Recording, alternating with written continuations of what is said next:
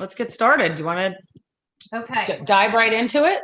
Well, let's, welcome everybody. We can't see you, so I just wanted everybody to know that I'm Stefanie Sachs.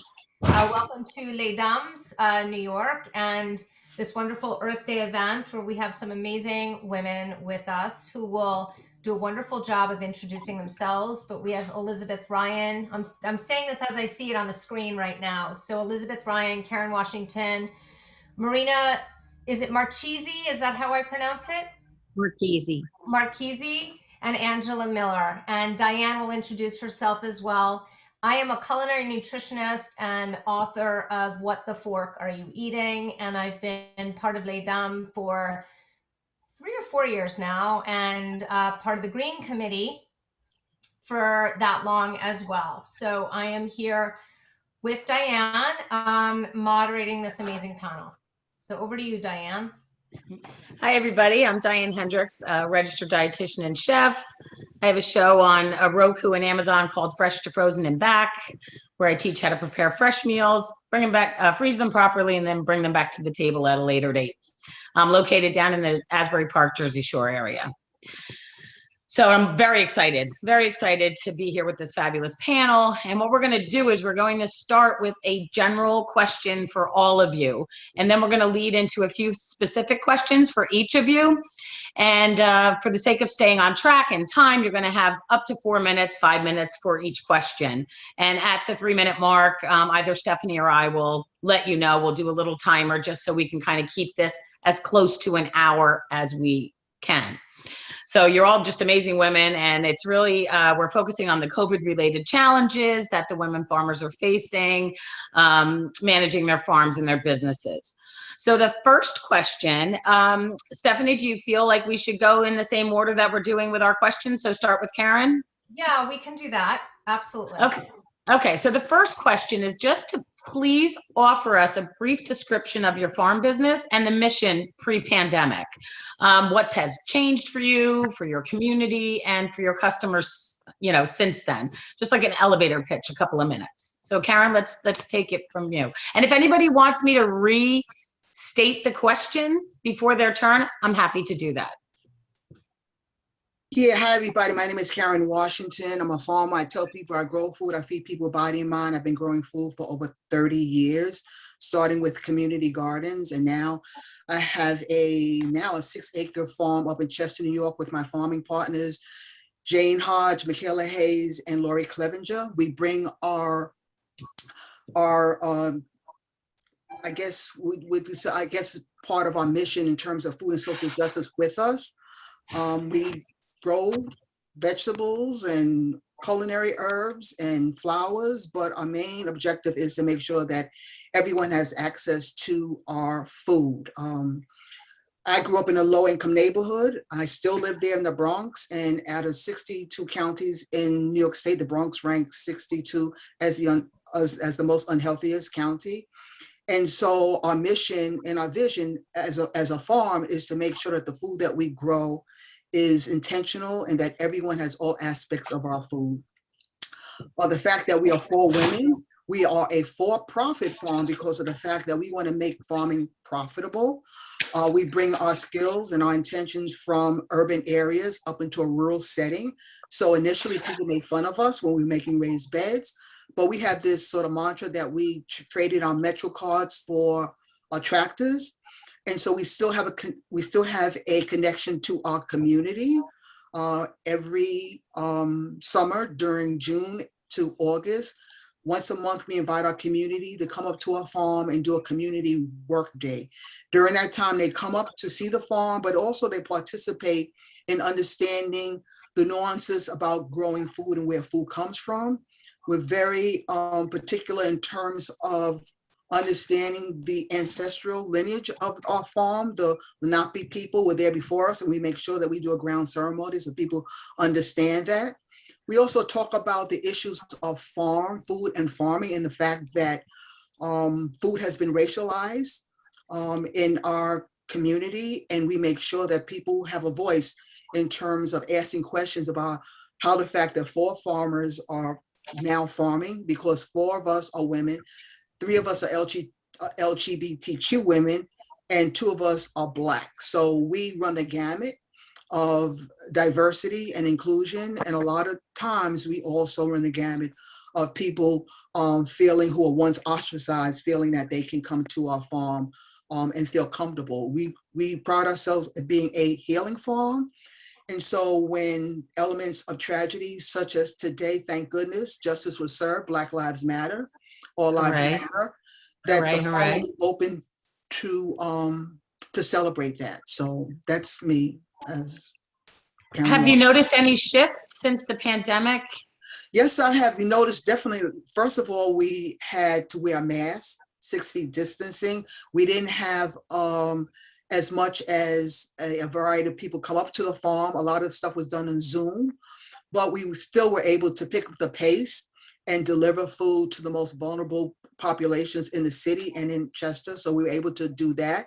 The pace was slow at one time, but it really, the support of so many people really helped us to really make more money than we did previous year. So we will continue to do our work with COVID. COVID has really exacerbated the fact that there is a need for food, and people now understand what food is and what food justice is all about.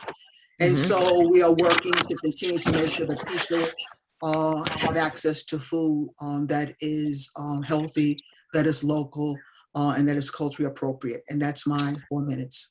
That is perfect. Actually, did you time that? I think Sure you were right did. on it. Sure enough. I have my Nice timer work. right in front of me. That was classic. That was Okay, good. so now who is our next panelist that we're going to? Is it Marina?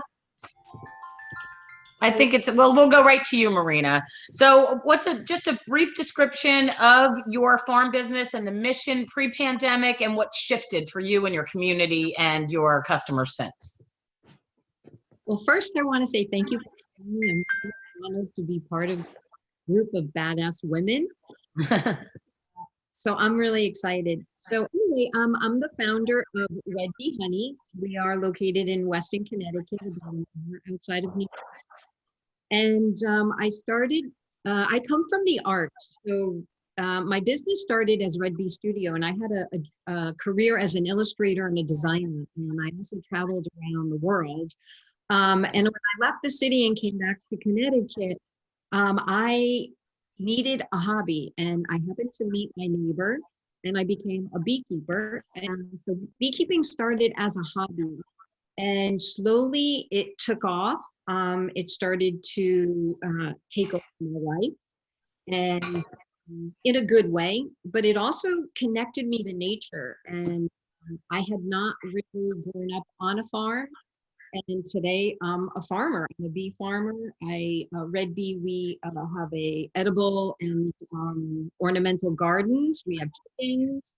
So basically we're a small community farm. We provide honey to a lot of stores. And we did farmers.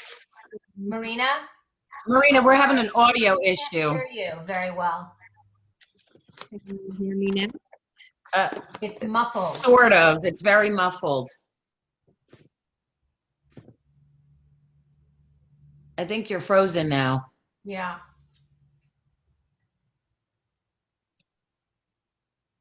Well, shall we move? Should we move on and come back to Marina to finish her thought?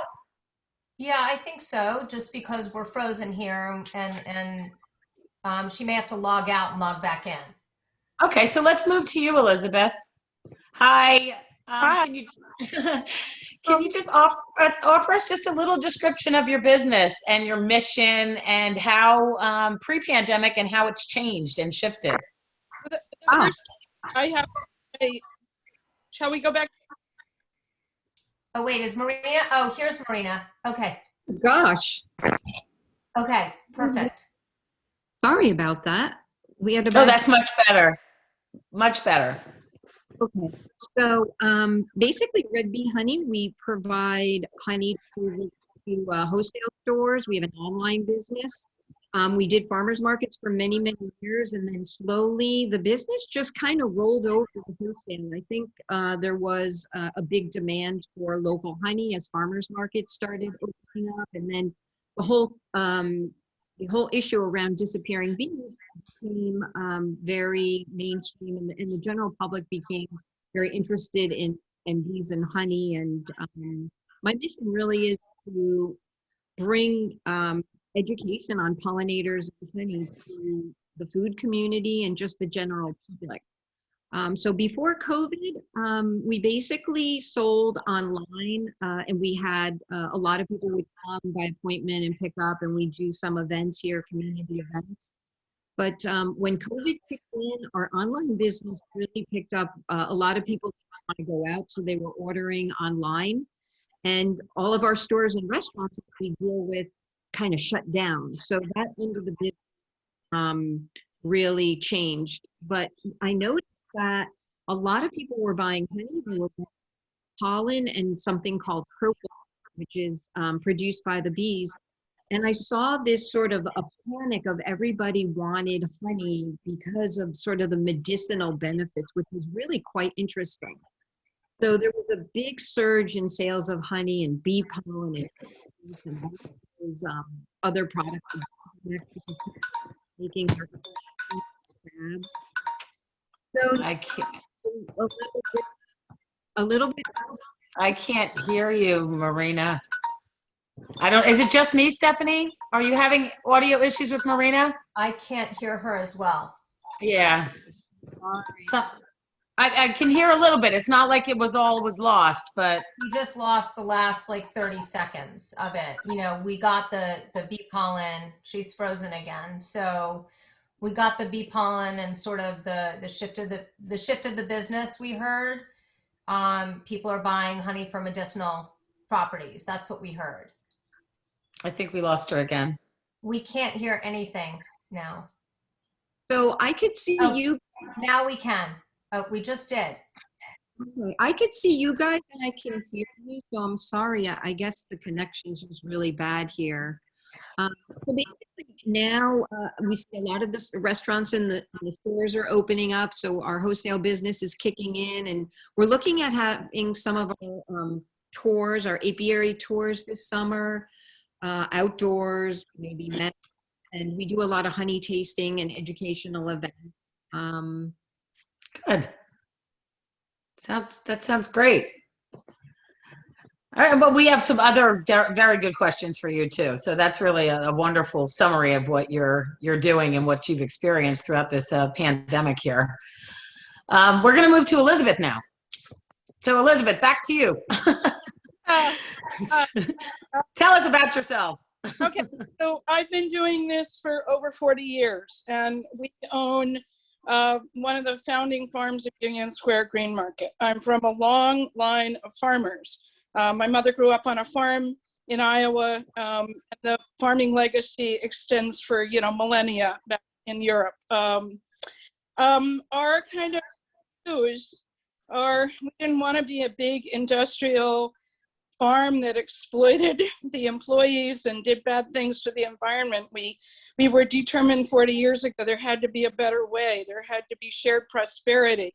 There had to be regenerative agriculture. There had to be, a 100-year plan. We've learned there has to be climate resilience. The community of people, we started with one farm, Breezy Hill Orchard, but farmers kept going out of business around us and literally begging us sometimes to buy the farm. So we're now operating with the same core group of people that have lived and worked together, 6 or 7 families that have now been working together for, 30 years. Our kids have gone off to college. Some of them have come back.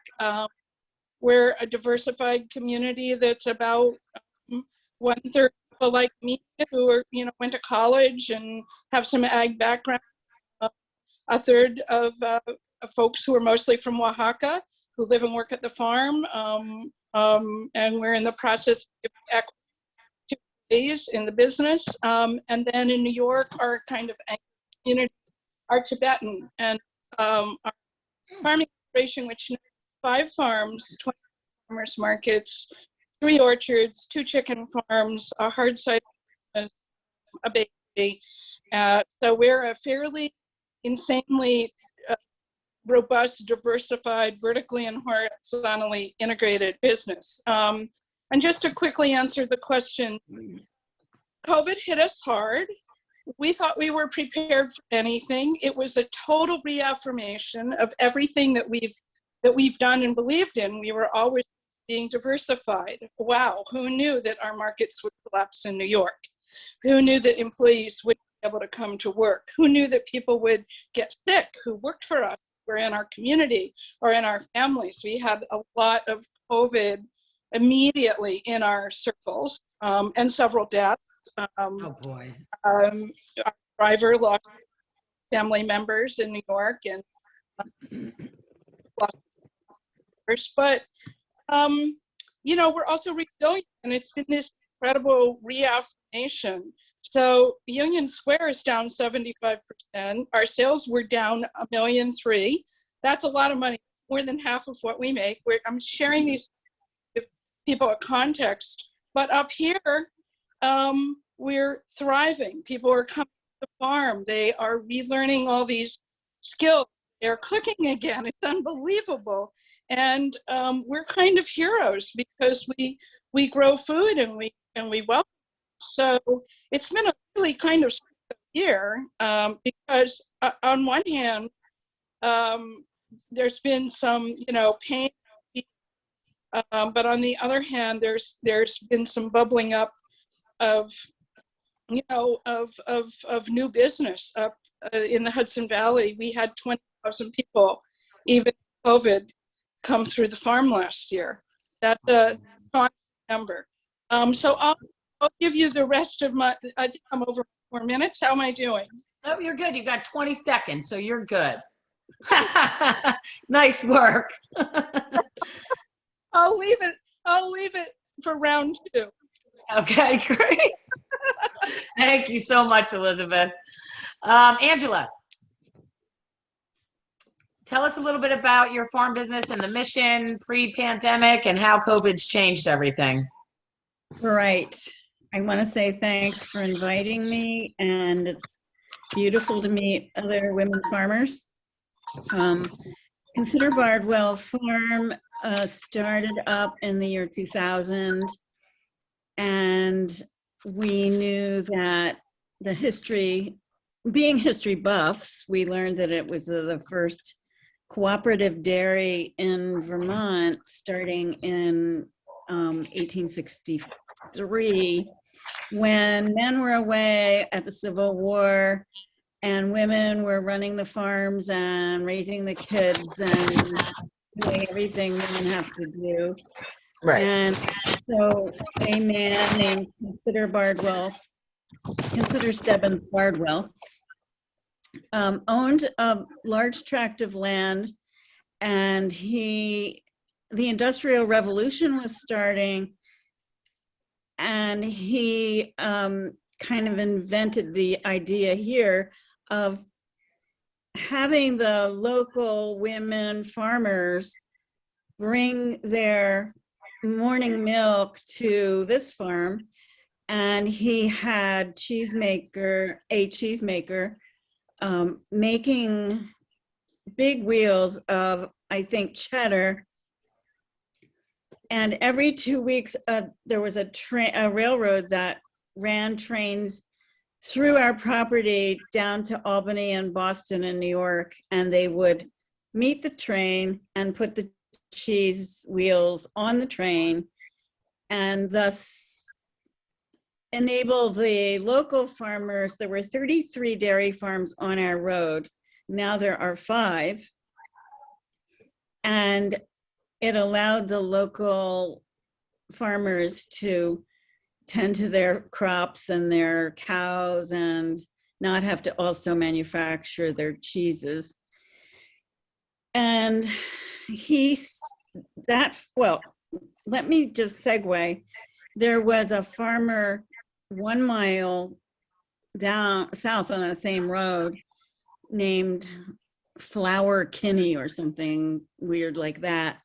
And he was a dairy farmer, but he was the very first cheesemaker at this farm. We are now taking milk from that farm to make cheese here.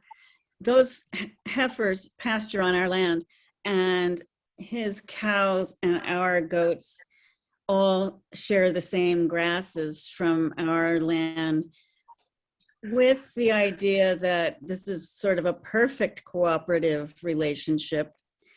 And if you really do have a strong belief in the terroir of your land and the taste of your place, we've tried to maximize that in our cheese. Our mission was to help smaller dairy farms, family farms remain in existence by paying a fair, decent price for milk, and we would pick it up and bring it here. We, over 18 years, we grew substantially every single year. When and if we made any money, we plowed it back into infrastructure to be able to take more milk, keep more farmers in business. Sorry. And lost my train. And keep the local Vermont farms sustainable. Sustainable, yeah. Paying farmers a sustainable milk fee, not like the large cooperatives do now. $14 for. Is that my 4 minutes? That was your 4 minutes, but you don't have to stop. Go ahead. You finish your thought. Well, our mission is to make a really world-class product from animals that are on pasture, and trying to grow at a rate where we can help more and more of the farms to stay in business.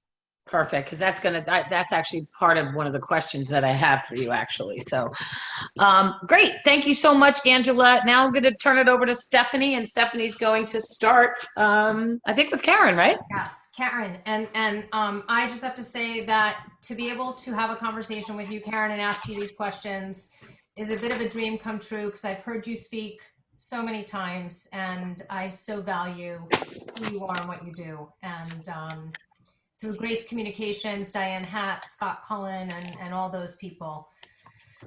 So thank you for being here. Thanks for having me. So poignant questions. Karen, given the painful past history of Black Americans, enslavement, and forced agricultural labor, for a long time there was a stigma in Black culture against agricultural work.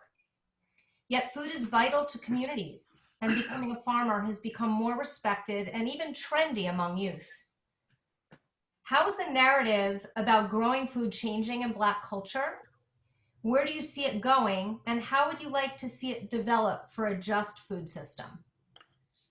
Well, thank you for asking that question, because to be honest with you, the reason why for so long farming has been equated to slavery is because we were brainwashed. We weren't told the truth. But this young generation now understands the reason why Black people were brought here. Africans were brought here enslaved, not because they were dumb, not because they were strong, because they had knowledge of agriculture. And if you can look at during the Middle Passage, when they were brought here, in the low country of the South, Georgia, South Carolina, and North Carolina, the conditions were conducive to those that were in Africa. Swampy, high in terms of heat, malaria, all these things that the Africans could endure. And so getting that sort of knowledge that they brought here, their agricultural skills, crop rotation, irrigation, instruments that they use, hoeing instruments, a lot of instruments, and also the seeds that were brought in our hair that you now see culinary dishes throughout this country. When you tell Black and brown people exactly why we were brought here, they start to understand that for so long we were taken away from the land. We were taken away from the land because of segregation, racism, Jim Crow, Black codes, and as a result, leaving the land meant leaving our legacy and leaving our wealth. And throughout this country, there have been roadblocks of denying Black folks access to land and access to capital. So now that's starting to change because now they understand, because even me going to conferences, I've gone to so many farming conferences which center around whiteness. They don't talk about Black people's inventions. They don't talk about our participation, but that's being changed now. And now Black, brown, and young people understand their power and want to go back to the land and want to go to farm. Second question. That was a little ding. That's Second question. Come. No, you still have 2.5 minutes. You are good. Oh, I do? Oh. I'm not done with you, Karen. That is a brilliant answer. So, and thank you for that. That information is so valid and beautiful. And you're right. You go to all these conferences and it is, there's a narrow pathway. So, thank you for offering that because it opens up everybody's mind, I think. But I guess my question too, in light of how you answer that, how would you see this trend, right, moving towards a more just food system in general? Definitely, because you have to, people used to tell me time and time again that the food system is broken and it needs to be fixed. And I used to believe that, drink the coffee and the Kool-Aid. No, it's doing exactly what it's supposed to be doing. It's a caste system. It's based on the color of your skin, where you live, and how much money you have. Yes. Folks, we know where the crappy food goes to. More communities of color, marginalized community. We know where the healthy organic food goes to. More predominantly white and affluent neighborhoods. We know this, folks. So where does the change happen? The change happened by shifting the power from those who had power over marginalized community and taking that power back. How is that happening? That's happening in grassroots communities, educating people about, number one, where their food comes from, but also having a conversation about economic development and entrepreneurship, things that we don't have in our community. They'll talk about, if you want your food, soup kitchen, food pantry. They don't talk about, well, how do you build wealth? How do you fixed credit? How do you own a business? Those are things that are now being formed within communities of color, because it's not about being on the receiving end, it's being at the table. And I tell people time and time again, you know what? If you want things to change, you have to ask us to be at the table, not as tokens, but as contributors to change power. Inclusion and diversity does not happen unless the person that's at that table has the power to make change. Folks, 7.8 billion people on this earth, 7.8 billion people, yet a handful of companies, white men, control our food system. What's up with that? You know what I'm saying? What is up with that? So things have to change when we're at the table, and we're ready to be at the table. And if we're not invited at the table, we're going to make our own table and bring our own chairs. That's it. This country, as farmers, we pride ourselves on diversity. Plants, animals. When are we going to pride ourselves on a diversity of farmers? In New York State, 55,000 farmers, only 139 are Black. So you tell me, how do we talk about a food system that's supposed to be for everyone? Food should be a human right, but it's not. So you know what?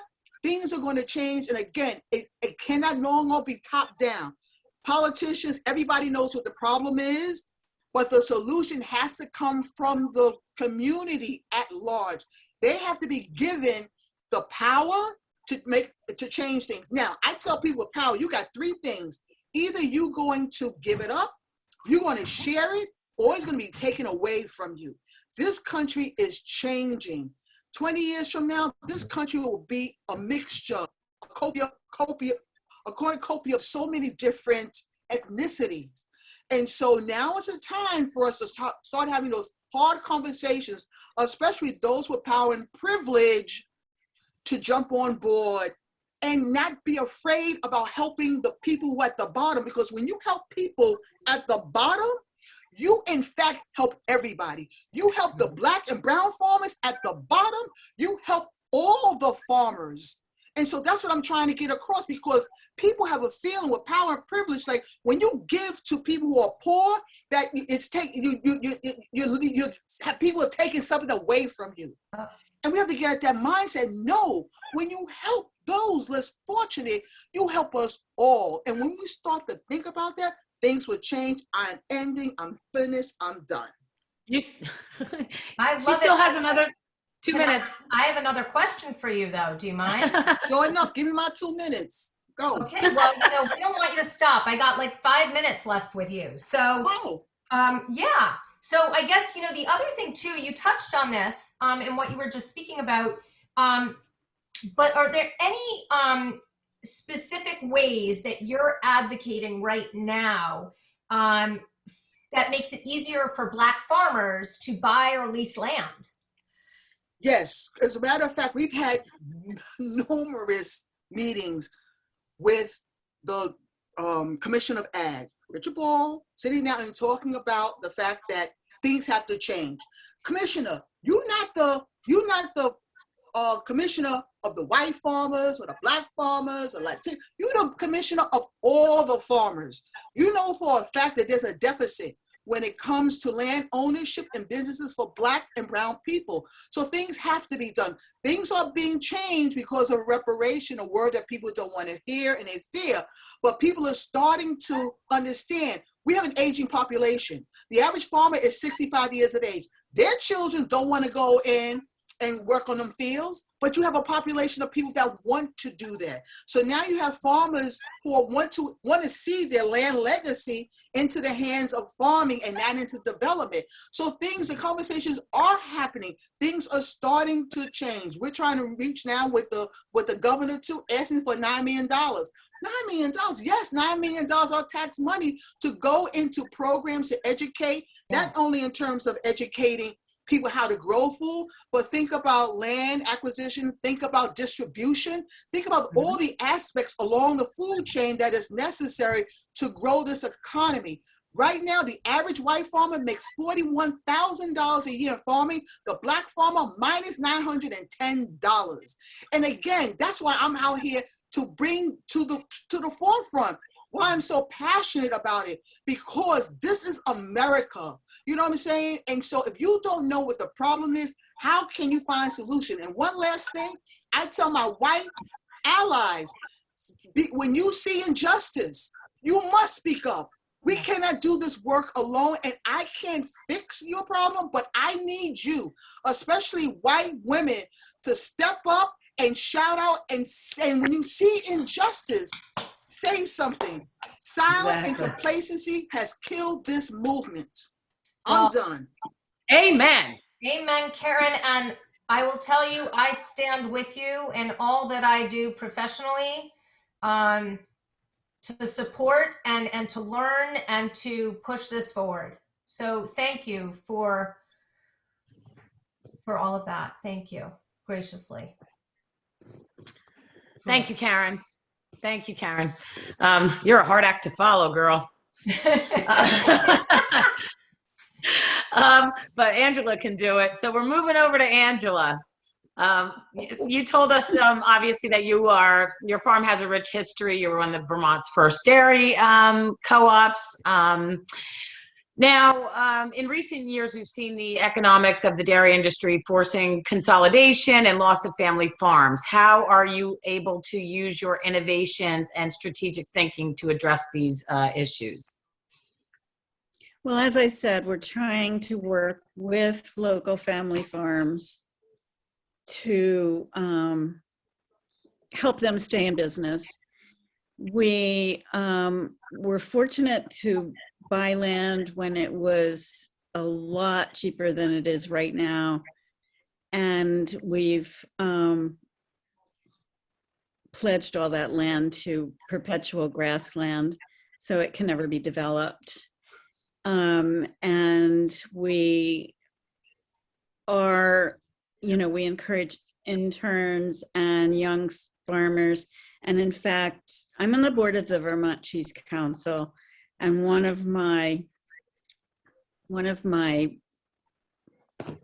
pride and joy projects right now is to to create more racial equity in Vermont. It's very, very unusual to see BIPOC or Black people involved in cheese making in our farms, and I'm sure that there's the desire. I want to address exactly what Karen's been talking about, because it hasn't been addressed in this very white state. And we do have immigrants, and we do have BIPOC peoples, and we do have Indigenous peoples, and we really need that to keep the farming going.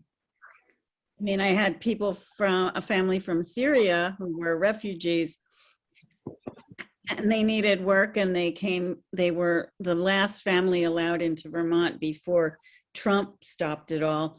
And the guy had been a cow farmer, and he just wanted a, so anyway, I'm blathering all over the place because I was so blown away by Karen. But You're seeing a lot of the when- local farms close down, right? Though you're seing the changes with the family I saw farming. a tremendous number of cheese-making farms who lost 75 to 80% of their revenues when COVID hit, because schools closed, food service closed down, restaurants closed down, and that was a very large sector of the business. We were struggling pre-pandemic to expand so that we could really realize our vision of cooperative situations with farmers to make them sustainable. And so we were in a cash crunch, even though we were targeting $2 million in sales. We could not continue to exist. In our farm, we raise goats, and we grow grasses and hays and pasture lands, and we don't grow any produce. But we had to let everyone go because we didn't have the money to keep going. And we were going to reopen in June, and we got some PPP funding, and we got some, we ran a GoFundMe, and we got some help from Vermont, but we didn't start to make cheese again till July, and we could only afford to have 2 people in our creamery, plus me, plus my husband. So right now we have a new 5-year plan where we're working only with one farm at the moment. And I'm trying to revitalize my goat herd, but I'm not milking them right now. So we're just struggling to come back from the smash on the side of the skull from our own economic situation. Right. Is that my time? Yeah, but that's okay. That's okay. Now, part 2 is that community and conservation and farmland are key parts of your mission. How can the existing policies and future policies push this mission forward for you? Well, as I said, we've committed to keeping our land in perpetual grassland, so that we're not even going to ever. We kept a few fields in case we wanted to grow vegetables or something, but otherwise everything is going to be kept in grassland to stop erosion into the river that borders our land. We've done more programs with the state of Vermont NRCS,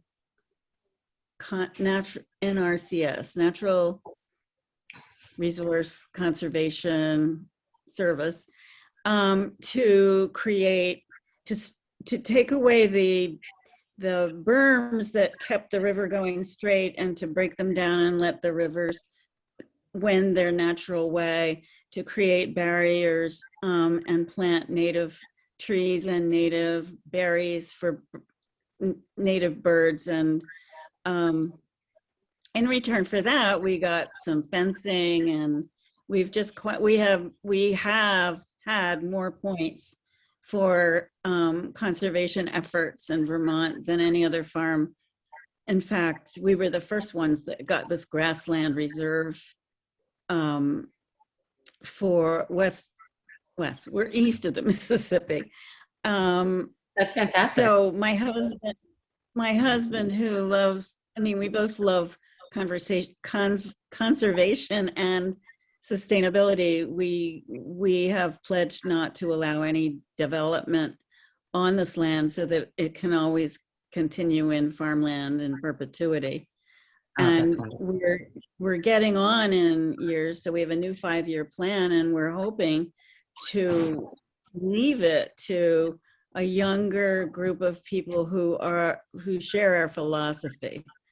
And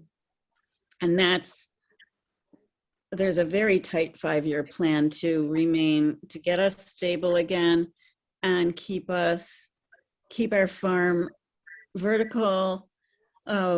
We, by the way, used to be at 15 green markets in New York City, and I've applied to get back into 2 of them. We're very involved in farmers markets in Vermont and want to continue the New York farmers market effort. And we're only with one wholesaler, so we're going to really concentrate on the Northeast and New England, and instead of trying to be wholesale all over the country and, really stretch beyond our means. That was part of our growth, and part of our maturity is now to see that we can't do that in the time we have left. Well, that's okay. You focus locally. That's nice. That's good. Yeah. All right. Well, thank you so much, Angela. Now I'm going to turn it back to Stefanie. You're on. Yeah, thanks, Angela. Over to you, Elizabeth. So the first question is, owning multiple farms or farm operations, what are some of the what are some of the economies of scale you enjoy? And what are your biggest challenges, particularly related to farm labor? Before I answer that, I say that this is such an important conversation that we're having. I long to have these conversations with people with shared values. I'm humbled by both of you just spoke in different ways. And I hope we can continue this after 6:30. We're just getting of how we really build a socially just food system. Here, I'll go to Albany day of the week with you guys and count on the governor and Richard Ball and support what you're doing. I'm sitting here wanting to know how we can do more, but we'll put that aside for now. That's a conversation. But we can start out. We don't want to own it. I don't. Land should be a public good for growing food. It's not. So I'm going to say the capitalism word. Land is capital. It's very expensive. Many all over the. If you're going, Elizabeth, I'm going to stop you because your sound is. Oh, it's because I'm so agitated. I was going to say, maybe just lean forward. Now? It's still going in and out, though, I think. Let's hear. La la la. Yeah, you're good. Good voice. Perfect. Better. I have to sing to you. So I don't feel I have economies of scale. I don't care about economies of scale. We at economies of scale, we are very inefficient. We are about the human beings on our farm, and we are about year-round employment for people and making sure that they have what they want and need in life, if you follow me. God And bless you. God bless you. Thank you. it's money, you know. Every person who comes to our farm, we start the interview with, what do you want to do? What's your dream? What do you want to do with in your life? Like, we want to know each other. And for some people, it's not working on a farm. You know, a lot of other dreams. But for a lot of people, it's raising their family in a safe, beautiful, friendly way. So we don't have economies of scale. I don't even hold that as a goal, although Christina would really love to get another oven. I was thinking, you know, and Martin would like a bigger site and a couple more factors. Maybe that's economy of scale, but you have multiple operations, so horribly inefficient, and our footprint, you know, we load trucks and we drive into the city and we feed people. 3 farms in Flint, only 3 farms. we're having a hard time. You're going in and out. I'm going to lean in. Does that help? I think So a little far. bit. Let's see. Does that help? Does that help? Yeah, lean in and think let's see so. if that works any better. I don't know where the mic is, but Okay, you're good now. Wherever you are, you sound good now. Now you're says the mic is unmuted now. Can you hear me? Yep. Yeah. So anyway, when we came to the Hudson Valley, IBM really dominated the scene. And the only people who were available to work with us at the farm were people who came from somewhere else, spoke another language, and were farmers. And I don't want to sound disingenuous, but it was a privilege to work. Our first crew were mostly from Huehuetenango, from Guatemala, and they brought a legacy of craft, of hard work, of dedication. And very early on, we felt in many ways, even though there was a language barrier, we have more in common, you know, with that community than a lot of the other people my son was going to school with. And, you know, we have to fix the immigration system. The borders should be open. Anybody in the Americas should be able to travel freely and go where they want and work and not live in fear and have papers.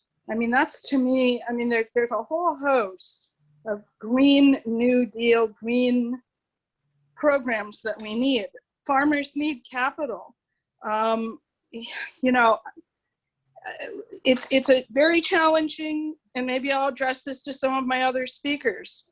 If you hold in your heart as a goal that you're going to farm in New York, so you're kind of screwed. You're going to have to drop a couple $1 million. We have millions of dollars in mortgages, and you're going to have to pay those property taxes. They pay for the schools, and you want to pay people a living wage, and people want to live in a green, nice place on the farm, not some apartment. So they need a quality of life. So how do you do that and get $2 a dozen for eggs? There's a paradox there. Go into New York City and see that people can't even afford, you know, change the whole model, change the conversation, change the matrix. And there are ways to do it. We could have a lot of long conversations about free land, about reparations, about opening borders, about subsidies for green technologies. We could look at models all over the world, France and England, where things are done very differently. And you also have to support the people who do the work. And the way to do that is to have enough money and make people partners in the business so that they share from what little prosperity there is. And it is dismaying to hear Angela. I really can't believe what you've accomplished. And I hear what you're going through. And I really, really get it. We have farmers going out of business here right now in the Hudson Valley because they're not going to make the cut. I know 6 or 7 orchards for sale. So how do you then be able to give affordable, good, healthy food to people in New York or anywhere, but not charge too much? And you can only do that with an offset. I mean, they understand this very well in a lot of other places. That's what I think. Or you can have an Amish model where communities pool their resources when people don't get paid and they pool their capital. There are other models out there, but I struggle with this every day. We kind of started down a road 40 years ago, and we weren't looking to be big, and we weren't looking to be bosses, and we weren't looking to borrow millions of dollars, but things just kind of evolved because we couldn't watch the farms going out of business, and the folks who came to work with us wanted a house, wanted a place for their kids, wanted their mom and their grandmother and their brother, and et cetera, et cetera. And honestly, you know, people want to have a decent car, and they want, you know, they want stuff. Right. Useful stuff, I'll say. And so anyway, we're in an interesting moment. We had a 100-year plan. We still have a 100-year plan. I'm a big fan of worker-owned and operated businesses, but it's not very easy to get there. And if I can address one of the elephants in the room, we're working very closely with the community of people that we are, you know, care about, and a lot of them are still undocumented. So, you know, that is a lifelong journey for people. It is 20, 30 years of legal stuff, and just thank God we got that guy out of Washington, I'll say that much. And we have a real shot at this now. We have really a shot to make it right. So I have a question for those of us who don't farm, and those of us who are listening and are connected to food and nourishment in some way. What can we do to help support all that you're doing, all of these really important issues that we are laying out on the table here? So, you know, when this panel closes, this doesn't end.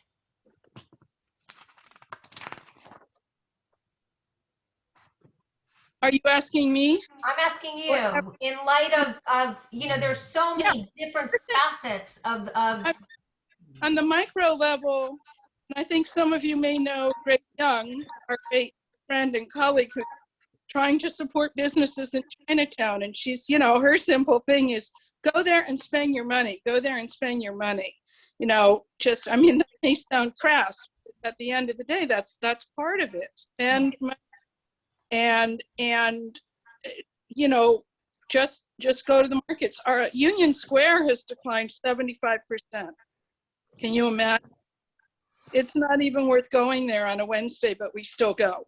right. And why do we go? And why do we go to some of the markets we go? Because people need us. Yeah, Why do we go even though we lose money? We have to send that goddamn truck, you know, that big truck down to New York City. It's pretty expensive, but we do it as we're trying to do other things. But I think, you know, farm needs, I mean, all these farms, I'm sitting here saying, I need to buy cheese from Angela. Why am I not Angela? It's the same question of these linkages. That's the micro level. On a bigger level, it's state level and federal level policy. Right. We've turned around, you know, the USDA got sued. People sued the shit out of them twice, right, not giving money to people of color and women. And they got smacked around enough that they had to open up some of the money. Finally, I hope they have. So, you know, but I just think it's brick by brick. And I don't know if anybody else has pearls of wisdom, but I bet you do. I'm looking at you, Karen. I think you probably all have pearls of wisdom that, you know, that I think that you're all sharing. But opening up this conversation is such a great way to begin the dialogue, or to continue the dialogue in new communities and bring it to new communities. So there are more voices sending this message. Yeah. And we're all doing what we can. What I wish we had more time for this. Oh, I know, I know. Elizabeth, you really addressed the questions, in terms of the policies that you feel that need to be changed. I mean, you laid them out on the table, elephant in the room or not. So that was big, and I think that, oops, I guess that is time. Okay. But I would love to continue this conversation. I know. Thank you, Okay, so Elizabeth. let's move on to Marina, our final two questions, and then we have a question for all of you. So I don't see Marina. Did I lose? Is Marina still here? I'm here. Oh, there you are. Hear me? Hi. Okay. So we know you are the accidental beekeeper based on your history and where you started and where you are now. What are some top lessons that you've learned about the impact of bees have on sustainability? So yeah, I'm an accidental beekeeper. It just happened, but meeting a neighbor that was a beekeeper, and I tell people that back in 2000, when you met a beekeeper, before farmers markets, before we were talking about organic, and before we wanted to know where our food came from, it was a little bit odd to meet a backyard beekeeper. Today, you see bees everywhere on the rooftops. You can't open the internet or the news without seeing a story about bees. So the first thing that was so interesting is that we learned the difference between honeybees and wasps, and all flying insects are not aggressive. Honeybees are very docile, and you've probably seen pictures of beekeepers working without protection. Because they're very docile, they're really their only interest is visiting flowers and making honey for sustaining their colony and to survive over the winter. So the difference between honeybees and wasps was a big thing, because it kind of calmed me down when I began working with bees. And then the connection between bees and pollinating our food. Without honeybees, without pollinators, we really would not have berries and fruits and vegetables and all kinds of spices and herbs and oils that we cook with it. Sunflower oil, we never think of those things coming from bees. Nuts, seeds, and cotton, the cotton clothes we wear, the cotton on our bed sheets, coffee, chocolate, things that we take for granted every day are pollinated by honeybees and other native pollinators. So just the connection between this little buzzing insect and how much work that they do and provide us with life and balancing the ecosystem and just pollinating plants for wildlife, for birds, for other animals. It was just mind-boggling just to come into beekeeping and to have this connection and to see how life on this planet just revolves because of the honeybee, and bees touch everybody in different ways. Beekeepers really have many different missions, keeping bees alive. Some people are really interested in making honey. Other beekeepers are breeding bees. Beekeepers are using bees for medicine and the products of the hive, as I mentioned, the pollen and the propolis and the beeswax for medicinal uses. And then gardening, just gardeners to keep their gardens blooming and healthy and thriving. So honeybees really make the world go round in so many different ways. And then the product of honey. So what is so interesting is that of 95% of beekeepers are backyard beekeepers, or they're what we would call hobbyist beekeepers. Most of them have a regular job, and then they have bees on the weekend. And they may make a couple 100 pounds of honey, and they may give it away, or they may sell it. But of all the beekeepers, we really produce only a third of the honey that is consumed in the US. So how could that be? How is that imbalance of making honey and all of the honey that's sold in the store? Where does that come from? So the demand for honey in this country is huge, not just for people to have for breakfast and, you know, in their tea or their cereal, but also honey to be used in all kinds of commercially produced baked goods, granola bars, breakfast cereals, your honey nut cereals. So the US, we actually import a lot of honey because the demand is so high. And this is a great sort of a conversation about keeping bees local and not moving them on tractors, you know, and moving them to farms. So there's a lot of honey that's produced, that's actually sold in the stores that is not really pure honey, or it's imported and it's compromised in some way.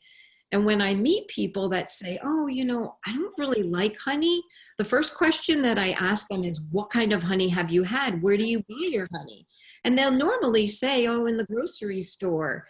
And if the opportunity presents itself that I can actually give them a taste of real honey, it's almost, it's shocking to see how they change their mind. They say, oh, that's really good. I never had real honey. So, you know, it's part of the education process to get people to understand how precious and how limited of a resource honey really is, and to get them to support local beekeepers, even if they're just the hobbyists that are doing it on the weekends, just to support beekeepers and the hard grunt work that it is to keep bees alive, and to reward them for their work and buy local honey, buy it at the farmer's market, buy it at the local farm, and don't buy the honey that's sold in the stores, this commercially adulterated, sweet sugar water. Right, right. Now, we know that bees need to be protected. And are there existing policies that are in place already that help to protect the bees? Government doesn't really have a national policy on protecting bees. They also don't have a national policy on regulating protecting honey. What the definition for honey is, and a lot of other food, you know, as you know. There's different organizations that are, you know, doing the good work of educating the public and you know,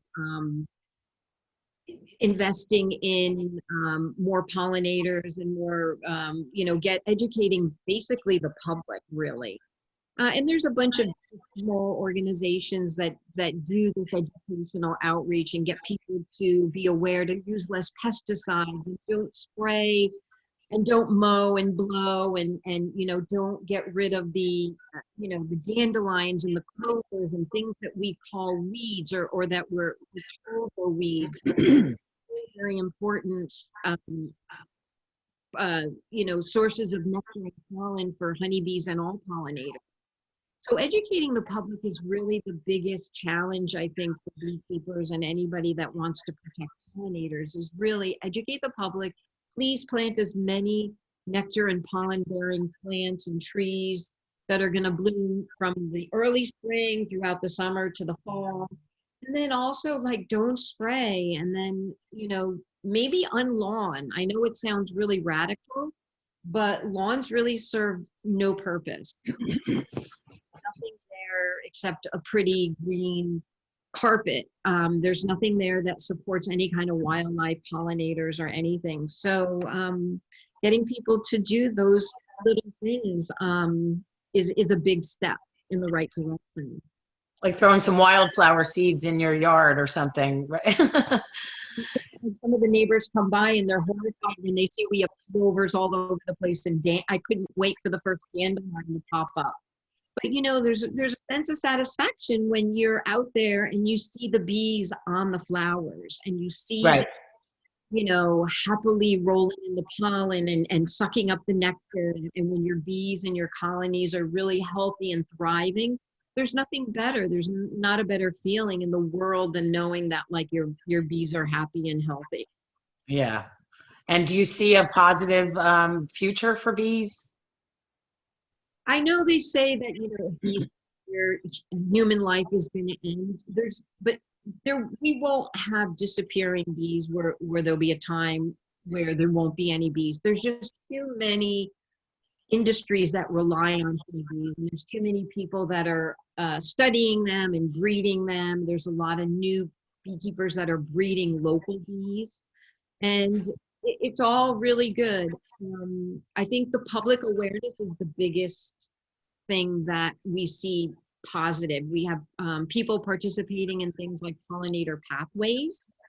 A lot of different towns are engaging the public and giving them signs to put on their lawn. Much more aware of, you know, the mow and blow and just planting for pollinators. So yeah, That's great. a lot of really good things happening. We just have to continue. And that's really fun. It's fun to educate the public because I find that people are really curious about bees. A lot of people are fascinated and they want to know more. So there's a big hunger, and that's a good thing. That is a good thing. Thank you so much. That's so interesting. I think to wrap it up, Stefanie, you have one final question for everybody, or what do you think? We're at 6:40 now. Okay, Marina, I think your next book is called Unlawn. That would be pretty funny. No mow and blow. Yeah. So clearly you all, you know, honor history, the land, the environment, and so much more. And what you're each doing individually and collectively is so powerful and sets such an extraordinary example for so many. I guess, you know, you've all kind of answered this to some extent, but maybe, you know, in sort of a brief manner, more of an elevator pitch. How do you aim, like in the here and now, and plan to reach larger communities with your mission, with the hopes of prompting change? So, Karen, you go first.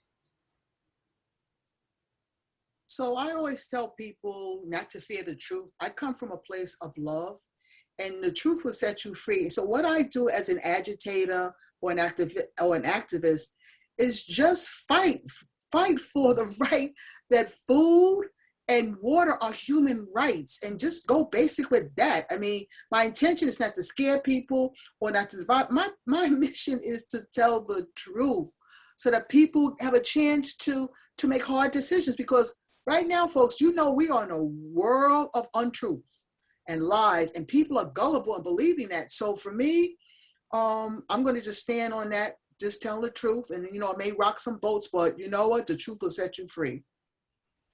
Thank you, because I think that, you know, people need to hear it and people need to see it.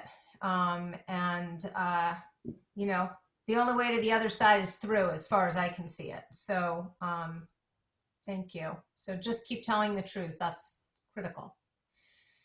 Who am I going to next? Angela. Unmute.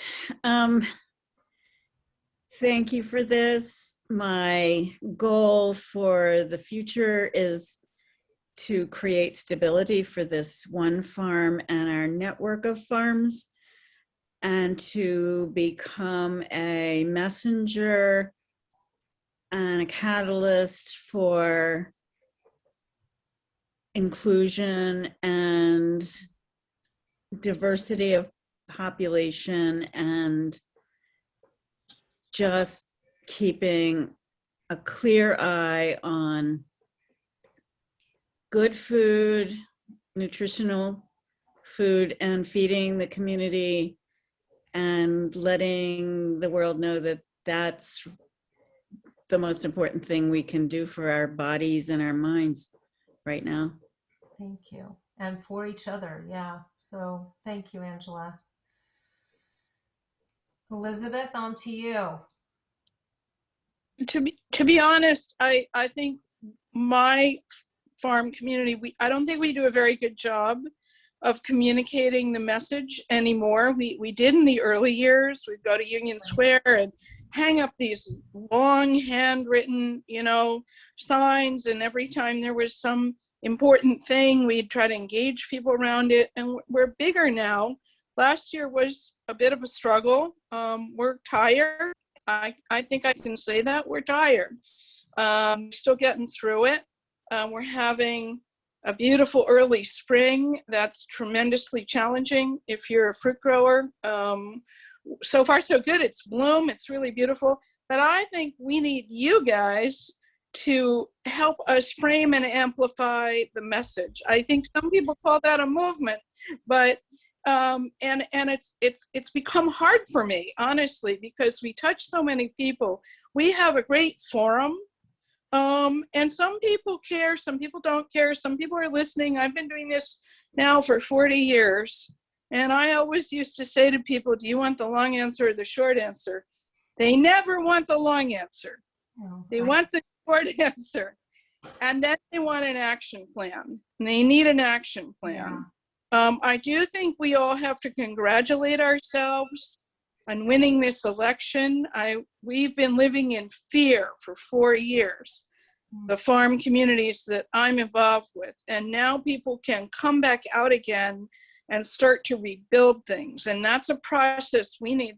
We need help. We need your help. You have a mouthpiece, and the women chefs have a mouthpiece. And I honestly don't even talk to you guys very much. So that I was very grateful that you reached out to me.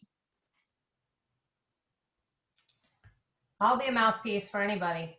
Okay. So, I mean, you know, for the right thing, of course, related to nourishment and connecting to the land and people. So, that's awesome. Marina? So my mission moving forward is to be doing much more education. And right now, Red Bee is a very small boutique business. My goal is not to sell more honey and to be big. It's a lot of work. It's a lot of labor. So smarter, not harder for me. So I started an organization called the American Honey Tasting Society that is in conjunction with a program in Italy that trains beekeepers how to produce a better product, how to evaluate, to taste their honey and evaluate it. So I've been working really closely with my teachers in Italy and bringing this education to beekeepers to empower them to understand and learn about their product, to be able to sell it, to combat all of this cheap imported fraud honey. So when a beekeeper produces a wonderful linden honey or a wonderful blueberry blossom honey, we want to teach them to be able to talk about it to their customers, to describe it, to talk to the chefs who might be looking for a particular flavor profile on a menu or to match up with an ingredient. And basically, it's to empower beekeepers to sell their honey and to sell it at a higher price. Right now, if you go into any one of the big box stores, there's all this cheap imported honey. It's very inexpensive. It's not good for you. There's no health benefits. And beekeepers truly have liquid gold. And they need to do a better job marketing. And so that's really what I'm going to be doing moving forward, is a lot of honey tasting education to empower beekeepers and really to, you know, make them have a fighting chance against fraud in the marketplace and all of this really not good, healthy honey that you're seeing all over the stores. Those are great goals. Great goals. And you're all doing them.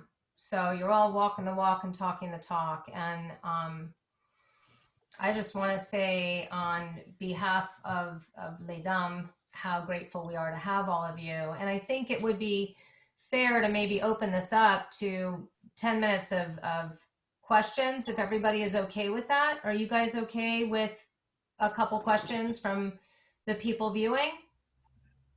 Sure. Yeah. So if any of you guys have questions, you want to raise your hand, or I'm looking in the Q&A. We got a lot of thanks. People really enjoyed it. You guys were wonderful, wonderful speakers. Yeah, and we want a part 2. That's what I Yeah. said here. I just don't know if I'm just seeing if I see any questions here on this side. Now, if there are any questions afterwards by anybody that's watching, do we have a way for them to receive answers or submit any questions, or how would you, we didn't really discuss that, Stefanie, did we? No, I think the admin at Ldny will have the emails of all the registrants, and I think if there are any questions, I mean, I'm happy to put my email in the chat, and if anybody has any follow-up questions, I'm happy to send that off to The respective panelists. whoever has that information. I'll just do that right now. While Stephanie's doing that, I just want to thank you all. It was really wonderful having you. I was honored to be in the company of such esteemed, wonderful, powerful, strong, kick-ass women. Kick-ass and badass. Yep. So thank you all, and may we look at this day that we've had this event as a historical moment just across the board. Yes. So Thank you, everybody. Mwah. Thank you very much. bye. Bye-bye. I'll say, Bye. Elizabeth, if you Bye, wanted to everybody. stay on, if anybody wanted to stay on for anything, no, we're good. I'm signing off. It was nice to meet you. I hope to see everybody and meet you all in person. Okay, bye guys. Bye. Bye.